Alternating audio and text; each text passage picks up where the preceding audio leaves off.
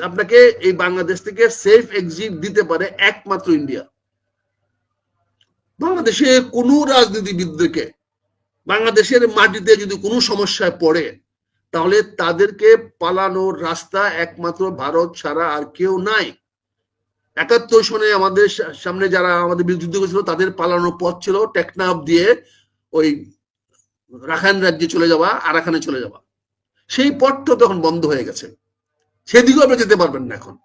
তার মানে বাংলাদেশ থেকে যদি কোনো রাজনীতিবিদদেরকে পালাতে হয় কোনো কারণে, যেটা আমি আশা করি না, কোনো চিন্তাও করি না, আমি কল্পনা করতে চাই না, তাহলে কিন্তু একমাত্র ভারতেই পারবে এসকেপ রুট দিতে বা পালানোর পথ তৈরি করে দিতে।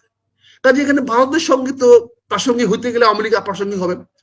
ভারত যদি বলে যে হ্যাঁ তোমাদেরকে আমি রাস্তা দিব, তোমাদের যদি কোনো সমস্যা বাংলাদেশে হয়, যদি তোমরা যদি নিয়ন্ত্রণ করতে না পারো, কন্ট্রোল করতে না পারো, তাহলে আমরা এসে তোমাদেরকে সহায়তা করব। আমরা দরকার পড়লে জাতিসংঘের পিস কিপিং ফোর্সের নামে আমরা বাংলাদেশে আসবো। দরকার পড়লে আমরা পিস কিপিং ফোর্সের নামে ইন্ডিয়ার অ্যালাইড যে ফোর্স গুলো আছে তাদেরকে নিয়ে বাংলাদেশের মাটিতে আসবে, এসে বাংলাদেশকে নিয়ন্ত্রণ করবে, করে তাদেরকে পলায়নের রাস্তা দিবে।